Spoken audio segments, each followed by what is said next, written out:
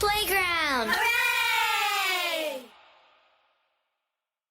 Clairvoyant, fortune teller, the shining, seer, oracle, mystical, mind reader, the cunning, a third eye. Whatever you want to call it, you've heard of people who claim to have special abilities where they can see, feel, hear, and smell things that others can't. You may remember Miss Cleo from the Psychic Readers Network commercials in the 90s, John Edwards in the 2000s, or more recently, Teresa Caputo. Are they real? Can they really see the future or talk to the dead? And how do they do it? I'm Lexi, and today on Delightfully Different, we talk to medium and psychic Stephanie Cowan. We'll find out what she sees and feels. We'll watch a tarot reading, which you can see at delightfullydifferentpodcast.com, and you can decide for yourself if she's the real deal. Hi, this is Stephanie Cowan, and I am a psychic medium here in Utah. Okay, a psychic medium, and tell us what that is and what it is that you do. Many things, I guess. Okay. So many things, Lexi. Okay, so as a psychic, a lot of people kind of misinterpret what is a psychic or an intuitive, right? Not every psychic is a medium, but every medium is a psychic. Oh, okay. So tell me the difference. Okay, I'm so glad you asked. So a psychic or an intuitive, as some will use, I don't know why that psychic is so taboo sometimes, but as a psychic, they have the ability to, to see with their gifts of the past, the present, the future, right? So this is more of an intuitive sense, right? This is connecting with what we call your clairs, which are, you have claircognizant, which is to clear see, clairvoyancy, which is to see the future, clairaudient is to clearly hear things that are unworldly, clairsentient is that feeling you get, that sense or that energy, and then if you add a medium title to that, then you have the mediumship abilities, which is the ability to connect with the other side, so with our loved ones in the spiritual realm. So that's kind of the difference between the two. Then what are you in this category, in these categories? I could probably say I be categorized as a medium. Okay. So even with my other naming and I'm trying to go streamline with this, but even my license plate says mini medium. Okay. Because, I'm only 5 feet tall. Tiny. You are teeny tiny. I tower over you. Yes, you do. I'm so used to it. But anyhow, so I could just probably categorize as a medium, but I think because of just, the media and also just what would you say, the impression that people have. If you use psychic medium, then they know that you also have the ability to connect with them personally more than just connecting with loved ones who have passed. Okay. So, yeah. And then, so how do you see? Do you see or do you feel or do you hear? Which sort of clair are you? Well, I have all. Or do you have? I have all, but I would say probably my strongest clair is probably my clairaudient. So that's the ability to hear things that are not, heard with just the average, senses, I guess, if you will. So it's auditory for you. Yes, mostly. A lot of it is auditory, and then my second would probably be my claircognizant, which is to see, and so I'll get visions, or I call them like little picture shows. So I'll get little blips, and I know they're not my thoughts. Or if I hear a quote unquote voice, I know that it's my voice. It's not the other side's voice, but it's not my thought. I know it's not mine. So when I do readings, that's how I connect and know, because I ultimately check outside of my own personal thoughts and emotions and feelings and trust whatever I get is not of mine. So when you hear it, is it clear? Like these are words and there is speaking and it's a full sentence? No, I wish wish it was. Okay. Okay. No, when I'm hearing, especially names, I'll tell people too, when I hear names, they come through very, I call it kind of cryptic like. So they'll come in bits and pieces, syllables mostly. Oh. So let's say if I heard my name Stephanie, it would be like Stephanie, it would be like, okay. So it's muffled in a sense, but I can pick up bits and pieces enough that we can possibly connect with, who this is, that we're channeling. But no, I wish they'd come through and say, hi, my name is John. I died at 65, and but it just doesn't work that way. And when you see it, is it the same way? Is it when it's visual, when the flashes pop into your head? What are you seeing? It varies. It really varies. Sometimes I get what we call symbols or signs, which, for instance, if let's say if I'm getting the symbol or sign of a butterfly, we'll use that for an example. Okay. It can be that this person's loved one comes through and connects with their loved ones in the physical realm as a butterfly, or the butterfly could be that they're saying, I'm a social butterfly, or I was when I was here in the physical world.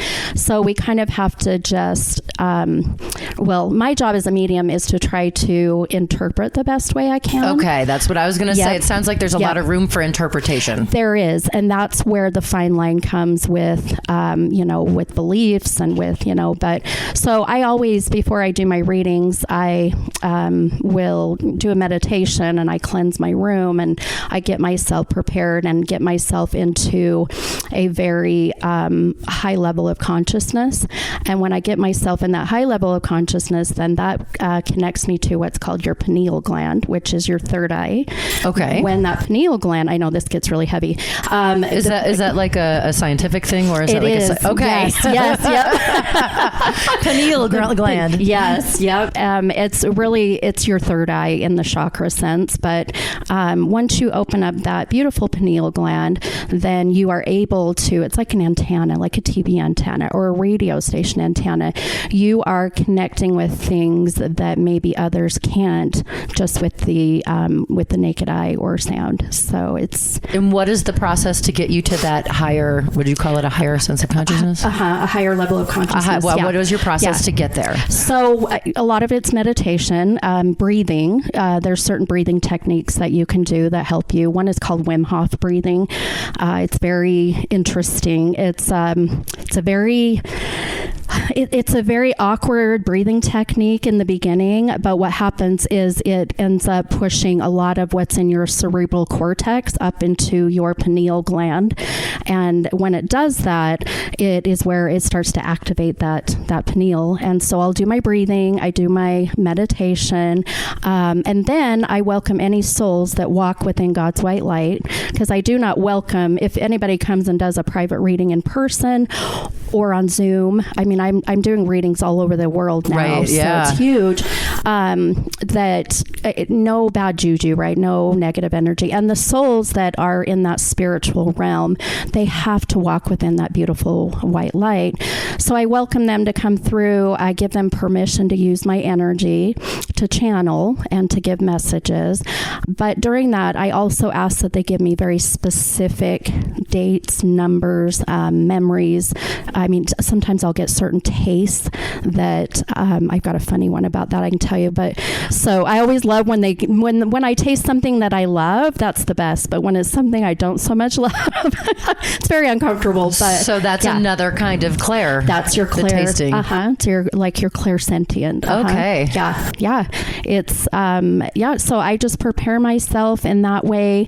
So there is a long a prep, if you will, before I even do readings or do my podcasts or events that I'll do. How long does it take to get there? How long is this process?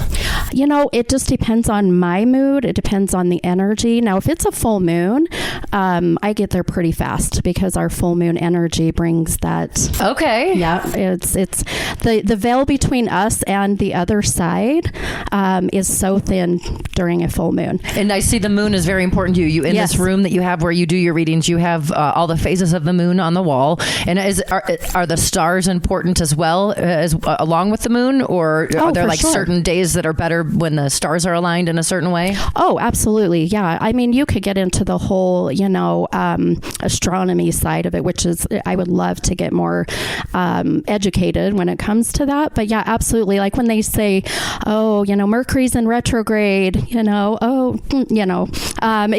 we're all in a panic. But as a Gemini, my moon is a Mercury. And so when Mercury does go in retrograde as myself as a Gemini, I get in this really weird funk. And so I can vouch for the fact that planetary energy and the stars can really mess things up, or it can also help. What does actually that mean when Mercury is in retrograde, and can other planets also be in retrograde? Yeah. Oh, absolutely. Oh, yeah. So basically it means going in hiding. So let's say Saturn goes in retrograde, or we just actually had Pluto that came out of retrograde. So what it is they go into a hiding, so they can't really be directly seen. There's something else blocking their way, another planet's in their way for us. Okay. So if you think about personally, when we are depressed, when we are sad, mourning, grieving, then we kind of want to, what do? Most of us, for the most part, we end up, wanting to stay indoors. We want to kind of hide under that blanket. We don't want to go out.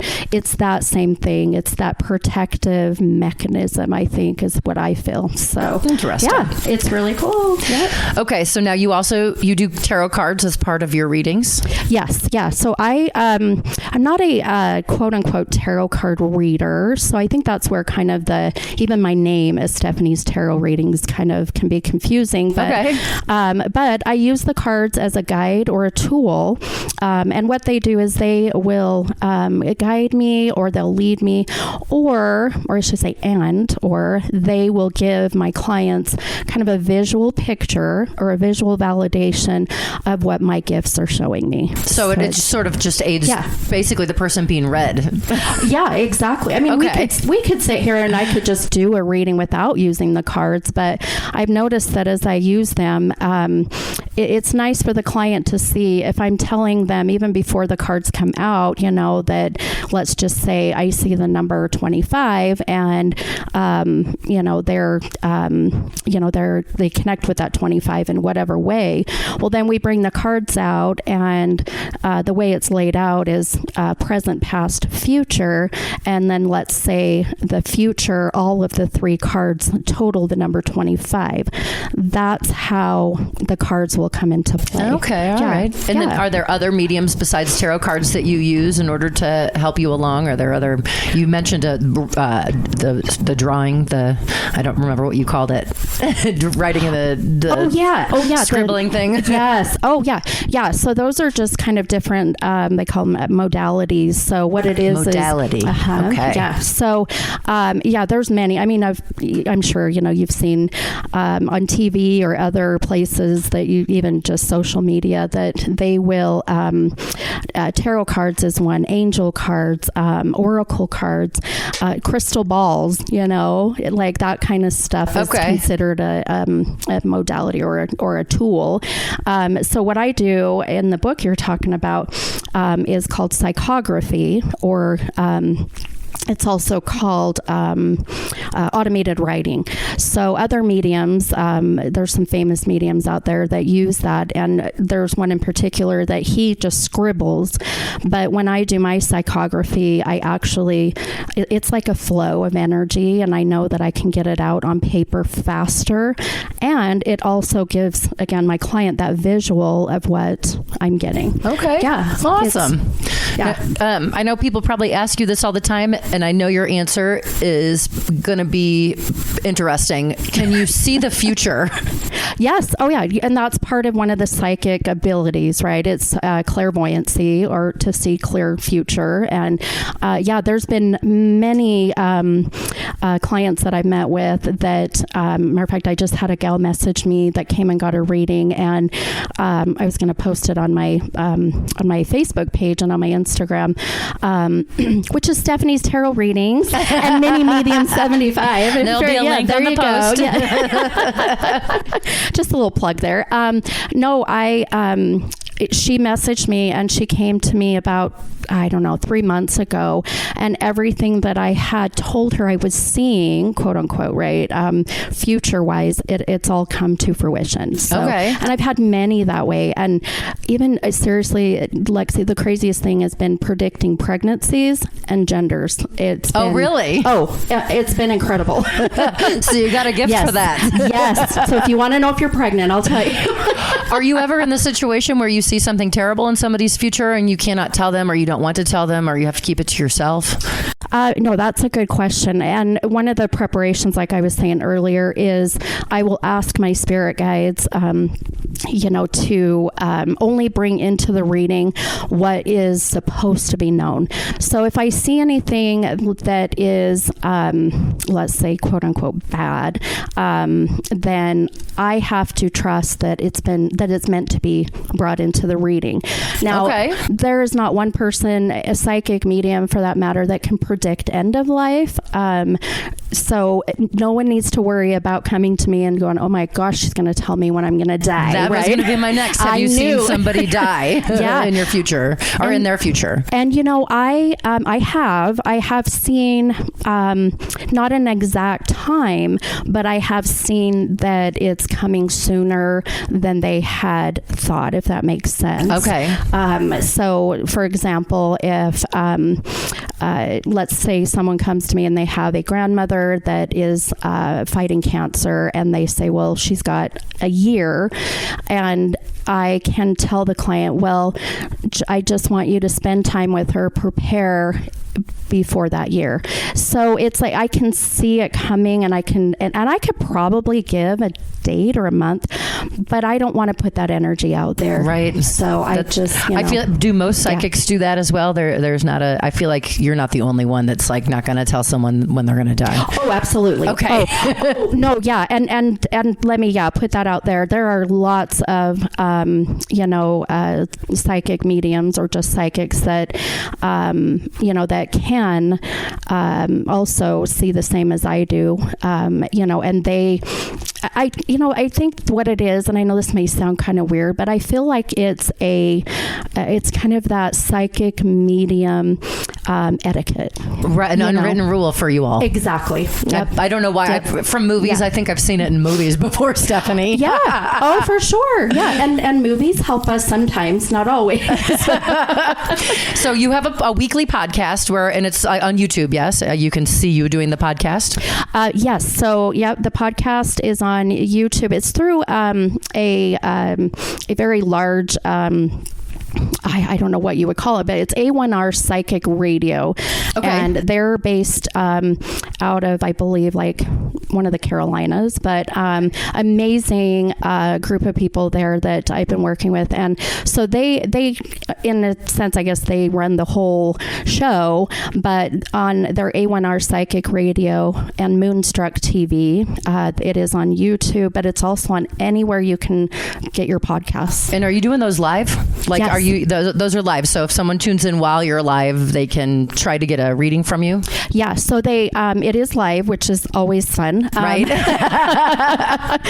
I love it because it's raw, right? I mean, of course, my producer and that they go through and they'll make certain edits, but everything is very raw. And it's also I'm also on Facebook Live, so you can see my face, so I'm not just the voice. Oh, okay, gotcha. That's where I've seen you, is on Facebook Live. Yeah. And doing it like that. Yep. So when you do a podcast, and I used to have a radio show, and you've been on my radio show before, and I know I've seen you do stuff on TV. How is the process different from when you're doing it in person? Is it stronger or less strong, or do you have trouble connecting with someone like over a phone? No, that's a good question. I get that all the time because people say, well, if I'm calling in to the radio station, which is what they do, they call in and they get put on a list, and it's luck of the draw of who you get. There's several very gifted mediums and psychics all over the world. My favorite are the ones from like the UK and Australia. Yeah. Just because they're amazing little accents. But I always say, just keep talking. Just keep talking. But But yeah, you get your name on a list, then they call you, and then you really don't know until they call you who you are going to be set up with. Okay. So they're live calls, and so those people say, well, how can you connect over a radio, a phone call, or over Zoom? I mean, after we're done here for today, I'm doing a reading for a gal in the UK. Okay. How can you do that way across, the country? But, and honestly, I don't have an answer for that. I just say it just does. I just have to trust that everything I'm seeing and hearing and feeling is real, right? Right. Or I have to trust it. But I do say that coming in person is 100 times I feel better if you can, just because you get that good vibe. You get to sit in, my studio. It smells good in here. It smells great in here. Yes, it has good energy. that is sandalwood that we've got burning. But even over Zoom is still just as beautiful. Okay. And yeah. Tell me about the beginning. When did you figure out you had this? What was the first thing that happened? I realized later in life, my first I would say experience was when I was 7, and my grandfather had just passed months prior, and I was laying in my bedroom. I heard a noise outside. We had gone to the funeral a couple months prior, and it was my first time ever going to a funeral or service, and so my little brother had been just born weeks prior to this too. So I heard the noise. I walked out of my bedroom, and at the entrance into my parents' bedroom, I had stopped because my little brother's bassinet was at the end of my parents' bed. Okay. And just as if I'm looking at you now, other than wasn't so solid, if you will, I saw my grandfather, who had just passed months prior, standing over the bassinet, looking into the bassinet at my little brother, which it gives me chills every time because I can remember it like it was yesterday. It was... Were you scared? Did you go running and screaming? No, actually, and you would think at the age of 7, that would scare the crap out of you, right? But no, it. I just honestly, I remember looking, and I remember him turning towards me. I couldn't see facial features, but he looked towards me. I walked away. I remember kind of just smiling, and then I walked away, went back to bed. The next morning, told my mom and my stepdad at the time, and of course, when you're 7 and it's your first ever death, it was chalked up to this is imagination. I'll bet. Yeah. So anyhow, that was my first experience. And then just going through my elementary and junior high days and even into high school, I knew I was different in a sense. I mean, I cheered in high school. I had great, friends and I guess back in that day, which I have my 30-year reunion this year. I feel you. Don't tell. So here we are 30 years later, but I really, had that quote unquote popular group of friends, but I never fit in. I never meshed. It was weird. I cheered, but never fit in. When did you come out of the psychic closet? I love it. Oh, I love it. When did you let people know? Well, I dabbled in everything in my early 20s, and that was when I went and saw a psychic medium, and the psychic medium that I went and saw, she said, you have these gifts, you have these abilities, why are you not using them? And at first I laughed because I thought maybe she just tells everybody this, but that's when I went and bought my first deck of tarot cards. Okay. And just really started to kind of practice, if you will. But I noticed that I was concentrating more on what the meanings of the cards were, kind of like verbatim memorizing. Yeah. And not listening to my gifts or my abilities. So, okay. Anyhow, so yeah, I started to really open those up more, if you will. Now, to kind of, long story short, I had shut all of my gifts off when I was going through a divorce, and I lived in Arizona at the time. And then I moved back to Utah. And when I moved back, the whole pandemic hit, in 2020, the good old, Rona. And so in 2020, March of 2020, I worked for a large healthcare organization here in Utah. And in March of 2020, we were sent home indefinitely. Yeah. And I just got depressed. I ended up realizing I was getting in a very dark space that I never experienced before. And my husband, he recognized it, bless his heart. And he said, you've got to find a passion, a purpose. You've got to find something that excites you and pull yourself out of it if it's a hobby. And my husband's a photographer, so he goes out and does landscape and wildlife. And here in Utah, during the pandemic, he had it made. Yeah, right. And so he, he helped me. And what I say is that's when I came out of what I call the broom closet. Okay, look at it. I wasn't that far off. No, you weren't. That's why I laugh about, So, with that, that's really where March of 2020 is when I finally decided to share my gifts. And so you weren't like really doing it for money before that? No. A matter of fact, what's crazy is that my husband and I, we've been together 13 years, and he did not know, Lexi, of my quote unquote gifts. You got to be kidding me. Until 3 years ago. And that's about at that time. When did I meet you? Last year, 2 years ago? It was, I think, a year ago. And it was your husband is the one that introduced us. He's your biggest supporter. Oh, he is. Yeah, he is incredible. He hops on my lives and he gets people laughing, and without crying, I get emotional too, but it's that empath in me. But without him, there's no way I would be where I am now. I mean, I quit my job with Intermountain Healthcare, right? And that was in July of last year, and now I do this solely full time.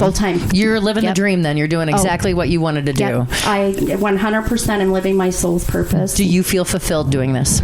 Oh, that is an understatement. Okay. Yep. This is Delightfully Different, and I'm Lexi. We're talking today to Stephanie Cowan, a medium and psychic. Wait, when you told your mom and dad, what did they say about it?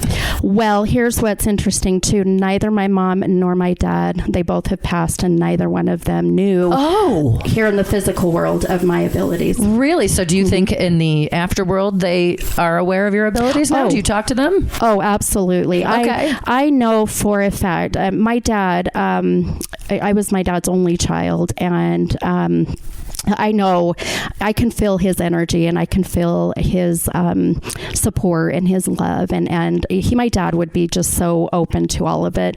That's cool. Yeah. Oh, he was amazing in that sense too. And my mom was all into the mediumship. She watched like John Edwards. Oh. And I don't know if you remember like Sylvia Brown back in the day. I remember all of them. Yes. Yes. My mom was a huge fan of all the mediums. So she'd probably be super proud that you're doing this. I know for a fact she is. And you have children?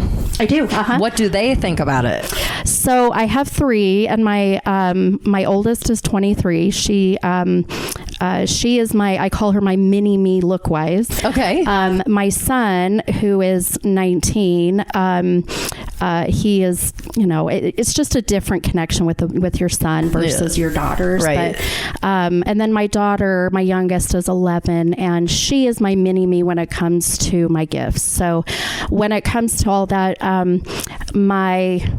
my oldest, I should say my 2 daughters are very supportive and open, and my youngest especially. She'll just walk up to somebody, and she's done it before, and said, "Hey, did your uncle just die?" And they're like, "Yes, actually he did." So she's got it. Oh, she's got it. Yeah, she's very talented. She's got the shining. Yeah, she does. Yep, she sees dead people. Yep. But your son, he's not necessarily on board? He is, but I think it kind of freaks him out a little bit. It scares scares him a bit because, so he's very supportive, but I think for him, he just thinks it's weird, you know? Okay. Well, kids are going to think that. Exactly. It is a little weird. I mean, you have to be able to accept that. What do you say to people who don't believe you or they're skeptics? For one, I feel like we all should be skeptical, right? We should all have some form of skepticism. Just because if we don't, then we're all going to believe everything we're told. And so we need to have a little bit of that. Even when I do my events, or I have people that come in and get a reading in person, and I can just feel it. I can just feel the, I call it a barrier or a wall. And I'll just tell them, I'm not here to make you a believer. And I kind of tell them, I really don't care if you believe in what I do. And I know that sounds harsh, but I really don't, because this isn't my life's purpose to try to get as many people to believe in the metaphysical, if you will. The only thing I ask is that you don't be a cynic. You don't be disrespectful. Okay. I have events that I do. I did in October an event of 100 people that showed up. It was beautiful. And we were out in this apple orchard, and we had the full moon, and it was Halloween time, and I'll just walk around, and my favorite thing to do, Lexi, is pointing out my skeptics. Okay. Oh, they love it. They love it. I'll bet. And I just tell them it's okay. Most of the time it's, they've been drugged there by their spouse, but, right. Yeah. But by the end of the night, I have them a little choked up and teary-eyed. Even if they don't believe, it's still fun. Exactly. Yeah. And that's what I'll say. I'll say, just come, and all I hope is that when you leave, whatever, if it's a reading or an event or one of my lives, that you take from that experience something, positive. And that's all I care, You mentioned walking in the light with God, something to that effect, when you are inviting the spirits in. Are you religious besides this sort of thing? Are you a religious person? I love that you asked that, because I get that question, especially with, we live in the state of Utah with the religion here, and the way that I look at it. Now, I was baptized, and I was blessed into the LDS Church, Christianity, but my path led me a different direction. Okay. Which I feel like, at the end of the day, if you have at least some kind of belief, I don't care what it is, and you are a good person, I feel like that's all that matters. Are there any members of your circle that are religious and are upset with what you're doing because they believe it's not in alignment with their religion, with Christianity of some sort, or whatever religion they might be? Surprisingly, when I told my husband thought I just read tarot cards. So, surprise, honey. But I knew his family, because they're amazing, and I knew they would be supportive. But I did have some kind of, I guess, hesitancy in a sense to tell them, or for them to know. But, his family, everybody is so supportive. And even if they don't really necessarily believe in what I do, they are very respectful. And so I do have a couple that I have been made aware of. They're not telling you to your face. No, okay. and they do. I do hear that they won't come around me because I kind of intimidate them in a sense, which I laugh because I'm not intimidating. You're teeny tiny and the cutest thing. You're so sweet. Now, do you just communicate with people, or can you communicate with animals too? Oh, so a soul is a soul. It does not matter. And yes, I have channeled dogs that have passed. I have channeled a horse, and my favorite is I channeled a lady's parrot that had passed like 2 weeks prior to her reading. Really? Okay. Well, what does the parrot say? It was interesting. Why want a cracker? Right. Your parrot wants a cracker badly. Right. 100%. Look, see, you could do this, Lexi. I love it. Does it come through in English when you're hearing an animal? Well, no, it's really, I don't hear like, I love that. Yeah, I speak dog and parrot. No, no, like for animals, it's more of a feeling that I get, right? It's more of, it's not the clairaudient, it's the clairsentient that kicks in. But the parrot I did, it was crazy because I'm sitting in my room with the client and I kept pulling on my ear and she noticed and she asked me, she's like, do you keep feeling something tickling your ear? And I kept thinking, is it a hair? And then I'm like, oh my gosh, is it a spider? What's on, And I was about ready to run out the door. And she goes, well, I think that's my parrot, Pete. And I remembered his name, Pete. And I looked at her and I said, your parrot? She goes, yeah. She said her parrot, Pete, had died 2 weeks prior-ish. And he would sit literally on her right shoulder, which is where I'm pointing at, right? And would sit and play with her earlobe and just mess with it, right? Yeah. So I was feeling in a sense of what the sign, quote unquote, is of what her animal or her fur baby. Okay. Yeah. Those things live to be like 50 years old, even more. Oh yeah. I kind of laugh about it, but I also know that, we all connect with souls in many different ways. And, whether it's your dog or or gerbil or. Okay. Interesting. Yeah. And I know you do a little ghost hunting. You've hooked up with some ghost hunters. Yes. Can you tell me about that? Yes. So I work with a paranormal team here in Utah. The name of the team is called WASP, and it's an acronym. It stands for the Western Association for the Science of the Paranormal. And so I'll go out and use my gifts to help. For the most part, they are about the science of, the other side or paranormal. Okay. It doesn't have to be really ghosts. It can be many things, but I think because that's my forte, then that's what I go out for. But, about a couple, 3 weeks ago, I was out at Fielding-Gar Ranch on Antelope Island with Ghost Adventures. Oh, okay. So it's a little on the down low, but not anymore. But that's what I can tell you.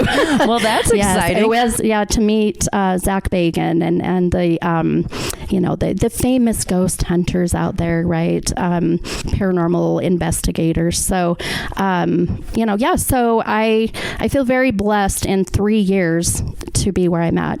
Have you ever been scared doing that? Are you scared of any of the things that you come across doing the ghost hunting? For lack of a better word, ghost hunting. Entities, I can honestly say I think I'm pretty good at protecting myself, my energy. So I can't say necessarily scared as much as I have felt maybe uneasy. Okay.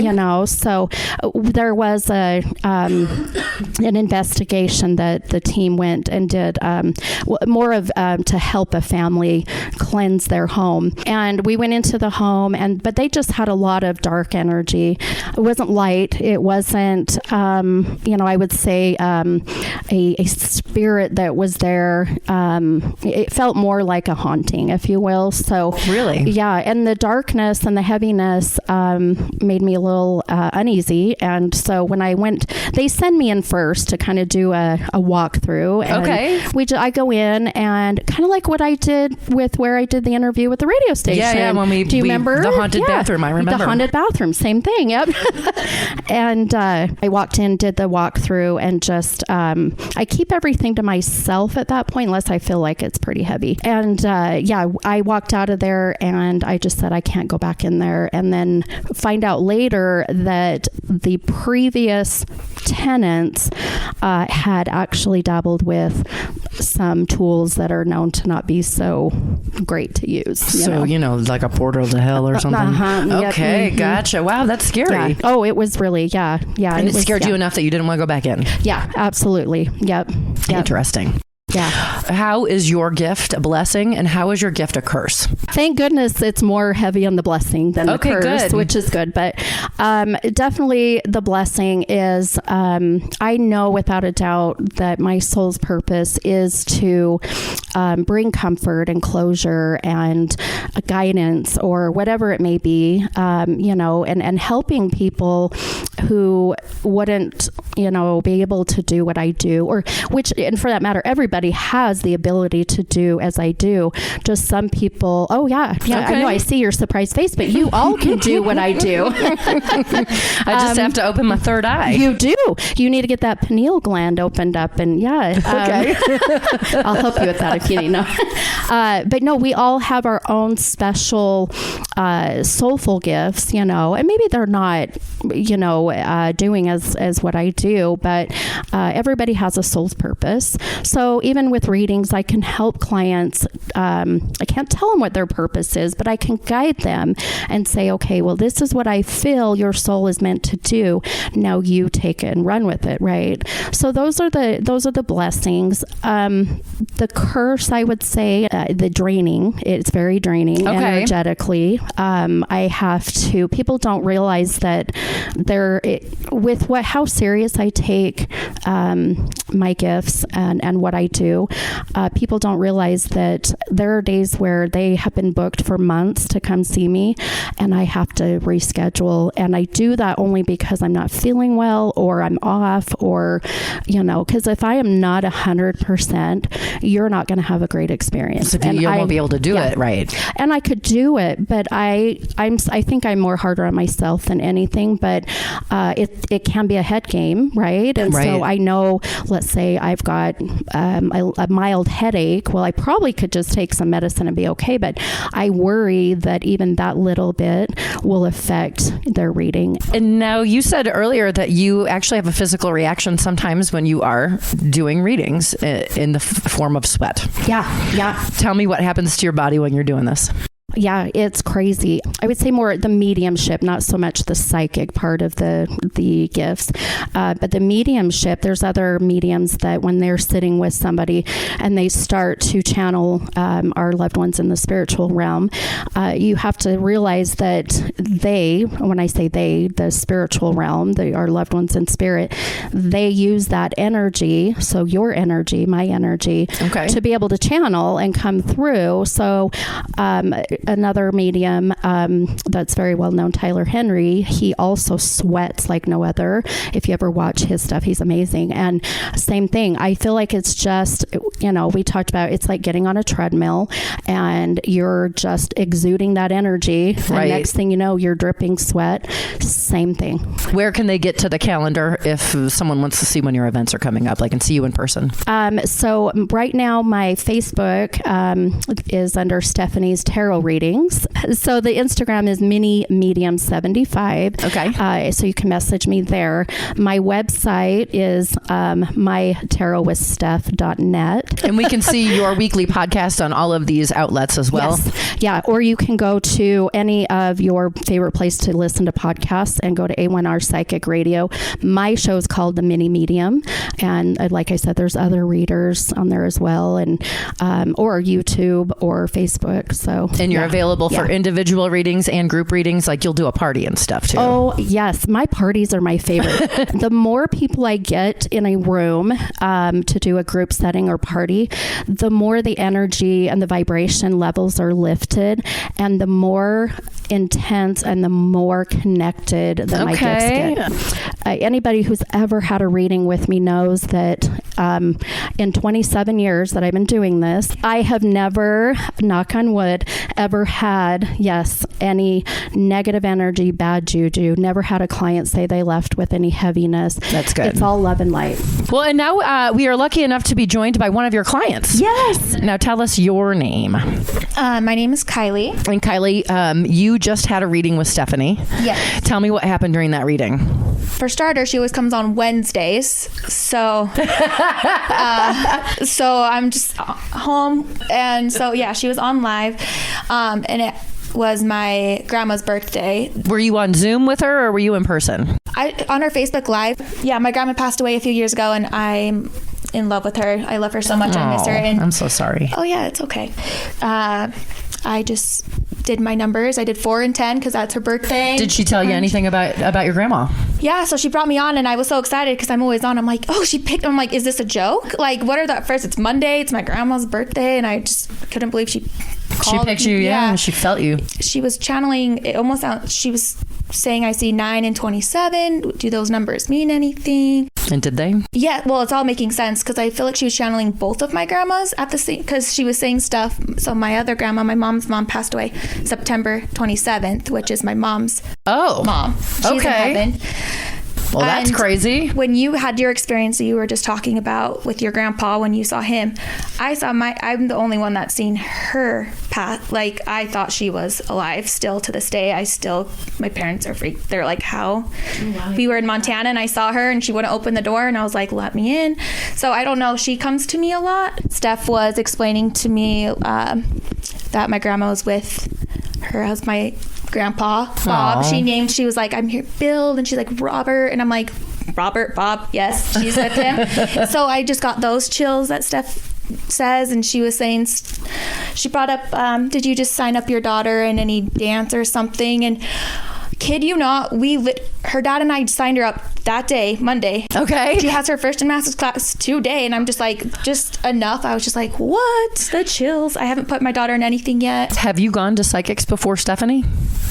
I've been to one. I didn't know that I was going to one. I was a surprise psychic. Yeah. But I'm wondering if this is something you do on the regular. Like, do you believe? Do you believe? Oh, I totally believe. Yeah, especially with the little things like, how would you know that type. What made you want to have your reading done in the first place? What drew you to Stephanie and wanting to, what were you looking to get out of it? To talk to my grandma on her birthday, or just Okay. like, hey girl, I know I was telling Steph, I'm like, I feel her all the time, so just her validating it for me or made me feel really good. I think that it's probably what most people are doing is they love someone that's gone now. Yeah, and it's kind of how you felt. Mm-hmm. You loved someone that's gone now and you want to have a little connection. Yes. And you felt like you got it. Yes. And are you going to go back to Stephanie? Or are you going to come talk to her more, do regular readings? Oh, wait, she's stuck with me. Well, thank you for letting me in, like a sneak peek into what you've experienced. Stephanie, thank you for talking to me. I was able to tape Stephanie giving her client a tarot reading, and you can see some of that at delightfullydifferentpodcast.com or any of my socials at Delightfully Different Podcast. Do you believe Stephanie has a gift? Can she really see the future? Can she speak with the dead? Do I believe Stephanie? I believe Stephanie believes she can see and do and hear the things that she says she can.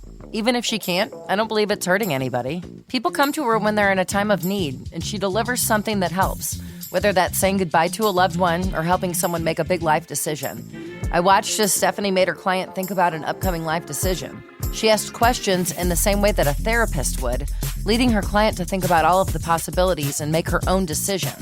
And on top of all of that, it's just kind of fun. Thanks for joining me this week on Delightfully Different. Coming up next week, I'm going to be talking to teenage race car driver Natalie Natatak Waters. Don't forget to like, subscribe, rate, or download the podcast, whatever it is you're supposed to do. And have a delightful week.